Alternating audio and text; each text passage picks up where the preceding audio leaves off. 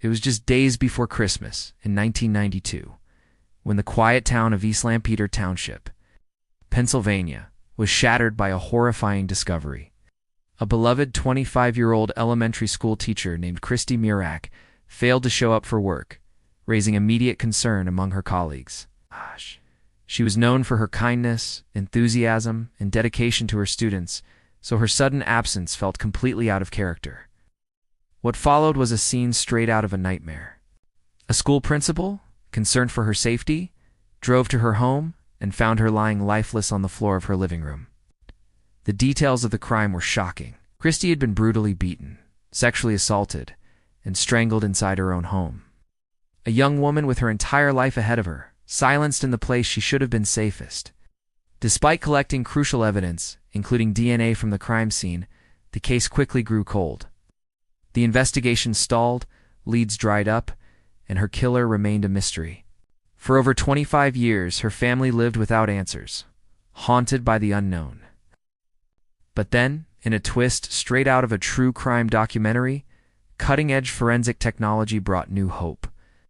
Through the use of genealogy, a name would finally emerge, someone hiding in plain sight. But the case of Christy Mirack is one of heartbreak, science, justice, and the chilling truth that even the most familiar faces can harbor dark secrets.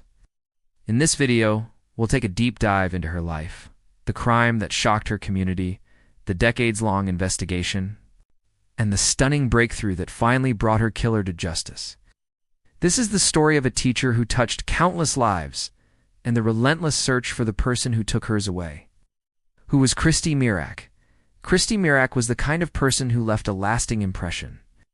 Born in 1967, she grew up in Shamokin, a small town in Pennsylvania, with a close-knit family and a solid upbringing. From a young age, she had a natural warmth and energy that made people gravitate toward her. Her passion for helping others guided her path, leading her into the world of education. After graduating from Millersville University, she began her teaching career in Lancaster County, where she landed a job as a sixth-grade teacher at Roarstown Elementary School in the Hempfield School District. Christy quickly earned a reputation among students, staff, and parents for being an exceptional educator. She went above and beyond for her kids, bringing creativity, compassion, and positivity into the classroom every single day. Outside of work, Christy was a 25-year-old woman navigating young adulthood with ambition and joy.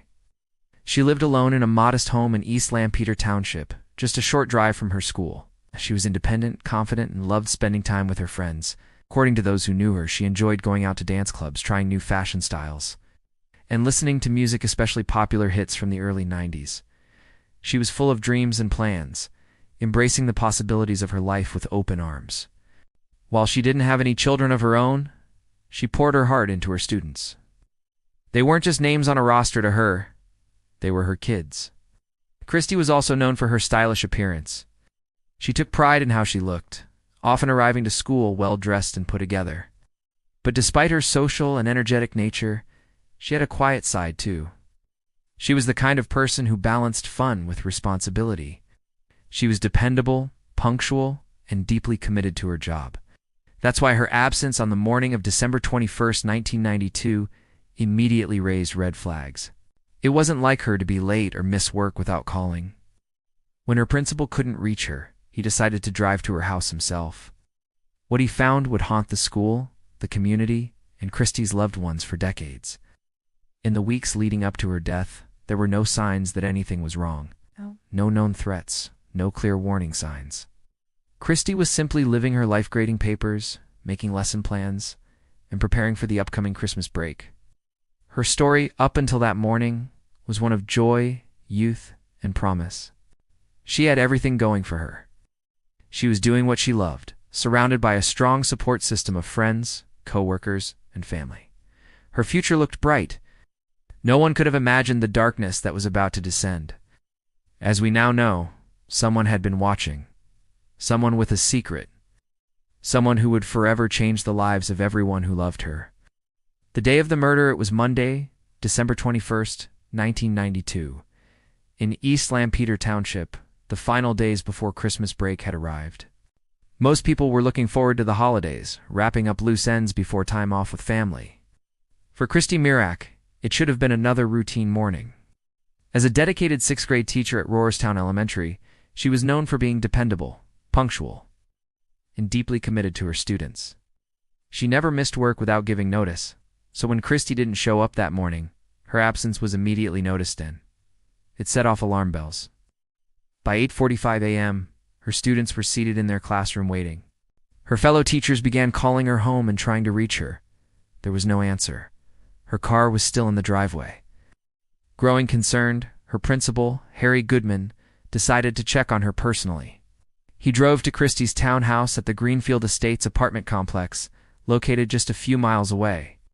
What he found would be burned into his memory forever. The front door of Christy's home was slightly ajar. He pushed it open and stepped inside. She was partially clothed and clearly deceased. Her position and condition made it instantly apparent that something horrific had occurred. Shaken, he called the authorities immediately, and within minutes, police arrived and secured the scene. What they uncovered was a brutal and deeply personal crime. There were signs of a struggle, overturned furniture, objects knocked over, evidence of a violent confrontation. The attacker had forced his way in or followed her inside that morning. It appeared she had been ambushed in her own home, possibly just moments after getting ready for work. Her shoes were by the door, a wrapped Christmas present was still on the counter, and the curling iron in the bathroom had been left plugged in. As if she had been interrupted while getting ready. Investigators were immediately struck by the sheer brutality of the crime. The attack was not only violent but frenzied. Christy had multiple injuries, both blunt force trauma and evidence of strangulation. It was clear that the killer had intended to silence her completely and had taken the time to inflict pain. This wasn't a quick robbery gone wrong. It was intimate, calculated, and rage-filled. Detectives collected physical evidence from the scene, including semen, which was preserved as DNA evidence. At the time, this was a promising lead, but DNA technology was still in its early stages, and it would take years for its full potential to be realized. The motive was unclear. Nothing obvious appeared to be stolen. Her purse was found nearby, undisturbed. There were no signs that the killer had ransacked the house or tried to cover their tracks in a major way. Instead, the scene felt personal, targeted. Police began to question everyone who knew Christy. Friends, co-workers, ex-boyfriends, neighbors. They wanted to know who might have had a reason to hurt such a well-liked, positive person. But every lead seemed to go nowhere. The community was in shock. News spread quickly, and fear crept in. Young, vibrant teacher murdered in her own home just days before Christmas. It seemed unimaginable. Parents became fearful for their own children, wondering if a predator was lurking nearby. Teachers were rattled, unable to process how someone like Christy, full of light and life, could be taken so suddenly and violently. A candlelight vigil was held shortly after her death. Hundreds gathered to honor her memory and demand justice. But even as the days turned into weeks and the police continued their investigation, no arrests were made. Christy was laid to rest in her hometown, and her family was left with a devastating loss and countless unanswered questions. Despite having DNA evidence, no match was found in existing criminal databases. And so, the case began to cool. The community grieved, the leads ran dry, and the horror of that December morning faded from headlines. But for Christy's loved ones and the detectives who refused to give up, the case remained an open wound waiting for the day someone would finally be held accountable. The initial investigation, the murder of Christy Mirack, shook the small community of East Lampeter Township to its core, and investigators knew they had to work quickly to uncover the truth. The crime was brutal and personal, and the evidence left behind, though significant, was not enough to lead them straight to the killer. What followed was a painstaking investigation that lasted for years, full of dead ends, false leads, and moments of hope that ultimately faded. Yet, despite the overwhelming sadness and frustration, law enforcement refused to give up on solving Christy's murder. From the moment police arrived at the scene of Christy's death, they knew they were dealing with something sinister. The crime scene suggested a targeted attack, someone who had known Christy or had been following her. The signs of struggle, the overturned furniture, the brutal nature of the assault indicated that the killer had likely been close to Christy. The fact that nothing seemed to be missing from her home pointed to a motive rooted in anger, not robbery. It wasn't just a random act of violence, it was personal. The first step in the investigation was to question everyone who might have had any connection to Christy. Detectives began by speaking to her family, friends, co-workers, and acquaintances, hoping to find someone who might have had a motive to hurt her. Her ex-boyfriends were questioned, as were any potential love interests.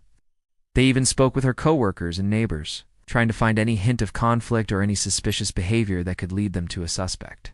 But as they pieced together the timeline of Christy's last days, it became clear that there was no obvious person of interest. Her family described her as a loving daughter. Her friends painted a picture of a woman who was generous, caring, and always looking out for others. Her colleagues at Rohrstown Elementary School described her as a dedicated teacher who went above and beyond for her students. To those who knew her, she didn't have any enemies. There was no one who seemed capable of such a violent act. This made the investigation even more perplexing. Despite this, police did uncover a few pieces of key evidence at the scene. The DNA found at the scene, the semen was carefully preserved. But at the time, DNA testing was still in its infancy, although it provided hope that the perpetrator could eventually be identified. There was no immediate way to connect the evidence to any known suspects. In the early 1990s, the technology simply wasn't advanced enough to offer quick answers. The police also collected fingerprints and other forensic evidence from Christy's home. However, none of the prints matched anyone in the local or national databases. The lack of a solid suspect combined with the sparse clues left behind made it difficult to move the case forward. With no immediate suspects, investigators turned to Christy's personal life in hopes of finding a breakthrough. They re-examined her relationships, searching for any signs of jealousy or conflict that might explain the brutal attack. The case even led them to question her co-workers, but still, no one stood out as a likely suspect. The case began to grow cold. As the months passed, the leads continued to dry up. Detective work, forensic analysis, and the tireless efforts of those involved couldn't bring the breakthrough they so desperately needed. In 1992, DNA testing was still a relatively new tool. And while it was promising, there was no way to cross-reference it against a national database of offenders. Every time law enforcement thought they might be getting closer to an answer, the leads would fade, and Christy's killer remained elusive. As the years went by, Christy's family and friends held on to the hope that justice would one day be served. The community, though devastated, rallied around Christy's memory. Despite the heartache, they couldn't forget the woman who had brought so much light into their lives. But for the detectives working on the case, the failure to make an arrest was a constant reminder of the gravity of the crime and the anguish it caused. Christy's family was a dark cloud hanging over the investigation, and they knew they had to keep looking for answers, no matter how long it took. The case became part of the cold case files, periodically reviewed by new detectives as they came on board.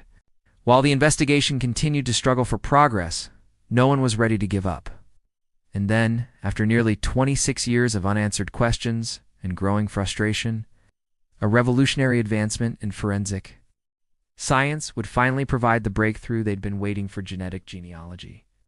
It was a development that would soon change everything and bring Christy's killer to light. The case goes cold as the years passed. The case of Christy Mirack's murder slipped into the growing pile of unsolved mysteries that weighed heavily on the East Lampeter Township community.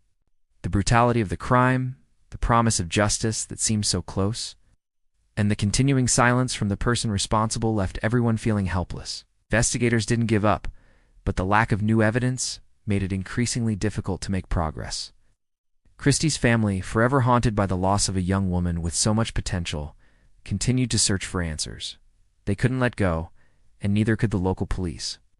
But despite their relentless efforts, the case began to grow cold. By the late 1990s and into the early 2000s, advances in forensic technology had begun to help solve cold cases across the country. New methods, such as DNA profiling, had made it possible to find connections where there were once none. But unfortunately, Christy's case, despite the semen found at the crime scene, was not immediately solvable. The DNA evidence, while promising, didn't lead to any immediate suspects. DNA databases at the time were still developing, and the forensic techniques were nowhere near as advanced as they would become in the years that followed. Even though law enforcement continued to re-examine the case from time to time, they were unable to identify any meaningful leads. New detectives and forensic specialists took a second look at the details. But no one could connect Christy's murder to any known offenders, or find any new evidence that would crack the case open. Witnesses who might have seen something that night were either unavailable, too scared to come forward, or simply didn't remember anything that could help. As time marched on, the memory of Christy's murder, while still painful, faded into the background of the daily lives of the people around her. The cold case file grew thicker, its pages filled with investigative reports, interviews, and dead ends. Still, Christy's loved ones clung to hope. Her parents, friends, and coworkers never stopped advocating for justice. They held on to the belief that one day the person who had taken Christy's life would be found no matter how much time passed. The case was revisited every few years, and new developments in forensic technology gave them hope that someone might be able to provide the missing link to the killer. Yet no matter how much technology advanced, it wasn't until the mid-2010s that the breakthrough finally came in. It came in a way no one could have predicted. In 2018, as part of a broader effort to solve cold cases, a new tool began to gain attention: genetic genealogy. This technique combined traditional forensic DNA analysis with the power of publicly available genealogical databases to track down relatives of potential suspects, a method that was quickly proving to be a game-changer for unsolved murders. Investigators were able to input the DNA found at Christy's crime scene into these public databases, where it could be cross-referenced with family trees and genetic matches to trace back the family lines of the killer. At the time, this was still a cutting-edge method in law enforcement circles, and it had already been successful in solving a handful of high-profile cold cases. The idea was to find genetic relatives of the perpetrator, even if they didn't have a direct match in the criminal database.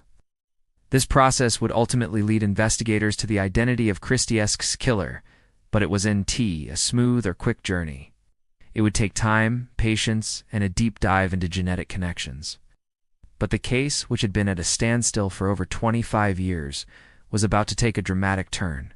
The search for Christy's killer became a race against time. The detectives who had worked the case for years continued to search for new ways to piece together the puzzle. And in the meantime, the world of genetic genealogy was rapidly advancing.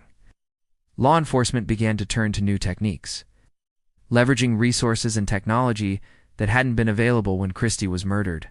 The new hope came from a family tree, a tool that allowed them to take the DNA evidence that had been preserved for over 2 decades and connect it to a family that, till then, had no idea their relative was capable of such an atrocious act. This is where the case would finally begin to take shape. Genetic genealogy would soon uncover not only the identity of the killer, but a startling connection to someone who is both an insider and an outsider in the outsider. In the investigation, someone with a personal connection to Christy's murder, hidden in plain sight. But before this discovery could be made, investigators had to work through the complexities of family trees and genetic data to pinpoint the individual responsible for taking Christy's life. The genetic breakthrough, the year 2018, marked a turning point in the investigation into Christy Mirack's murder. After decades of frustration, heartbreak, and cold leads, a breakthrough in forensic technology finally breathed new life into the case. The method that would eventually bring Christy's killer to justice wasn't a traditional one. It wasn't more fingerprint analysis or new witness testimony. Instead, it was a revolutionary tool: genetic genealogy. In previous years, DNA evidence had been a valuable but underused tool in solving crimes. The semen found at Christy's crime scene had been tested numerous times, but it didn't lead to any immediate matches in the criminal database. The technology at the time simply wasn't advanced enough to make quick connections. However, as the science of forensic DNA continued to improve, investigators began to look for new ways to use DNA to solve cold cases. This is where genetic genealogy entered the picture, providing an entirely new avenue for law enforcement to explore. The process of genetic genealogy combines traditional DNA analysis with publicly available genealogy databases like 23andMe and Ancestry.com. These databases, where people voluntarily upload their DNA for genetic testing, often contain rich family trees with a wealth of genetic data. Law enforcement agencies began using this new method by uploading crime scene DNA into these databases, searching for distant relatives of potential suspects, though there was no direct match with Christy's DNA. The idea was to trace the genetic trail backward, identifying family members and gradually narrowing down a suspect. Once the profile was uploaded, it was only a matter of time. The database returned several partial matches people who shared DNA segments with the unknown suspect. These were distant relatives, some as far removed as third or fourth cousins, but it was enough to begin building a genetic network. A genealogist was brought in to begin the painstaking work of mapping out the family tree and tracing it back to a common ancestor. Raymond Rowe was not a person of interest in the original investigation. In fact, his name had never come up in the case before. Known professionally as DJ Frias, Rowe was a well-known figure in the local entertainment scene. He had performed at weddings, school events, and clubs. He was charismatic, outgoing, and had no publicly known connection to Christy Mirack. Despite the lack of connection on the surface, Rowe fit the geographic and demographic profile. Investigators began looking deeper into his background and routine. Most importantly, they needed a fresh DNA sample to confirm the match. Undercover officers attended a public event where Rowe was performing and collected items he discarded, such as a water bottle and chewing gum. The items were sent to the lab, and the results were undeniable. The DNA matched the semen found on Christy Mirack's body. After 26 years, investigators had finally identified her killer. This revelation was both shocking and relieving. Rowe had been hiding in plain sight, building a public persona while keeping his dark secret buried. The success of this genetic genealogy approach not only brought resolution to Christy's family, but also demonstrated the immense potential of modern forensic science in solving cold cases. It was a turning point in the investigation, marking the beginning of the end for one of Pennsylvania's most haunting unsolved murders. The news of Bittaker's arrest shocked the community, as no one had suspected him to be involved. He was a man who had largely stayed under the radar, blending into the background despite his criminal history. It was only after the genealogical breakthrough that he was finally revealed as Christy's killer. His arrest marked the beginning of the end of a long, agonizing journey for Christy's family and friends, who had spent over 25 years waiting for justice. In March of 2019, Bittaker was arrested and charged with Christy's murder. He initially denied any involvement, but the DNA evidence was irrefutable. The breakthrough in forensic technology had finally delivered the justice that Christy's loved ones had been waiting for, and in a way that no one could have predicted when the case first went cold. And yet, questions remained. Who was Raymond Rowe really? And how had he managed to evade suspicion for so long? Who is Raymond Rowe? Raymond Rowe, the man who would ultimately be convicted of Christy Mirack's murder, was not a name that had appeared prominently in the investigation for years. He was not a suspect when Christy's murder first occurred in 1992. Nor did his name surface during the early stages of the investigation.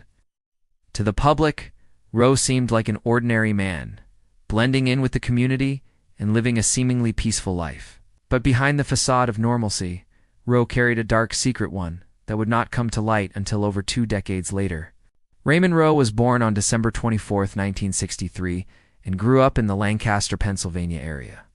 Not much is known about his childhood, although there have been reports that he had a rocky childhood. In his adult years, he became a DJ, working under the name DJ Free at local clubs and parties. And he even gained some recognition for his work in the local music scene. To those who knew him in passing, he seemed like a typical everyday guy, a man with no obvious criminal past or history of violent behavior. However, beneath the surface of his public persona, Raymond Rowe was hiding a troubling past.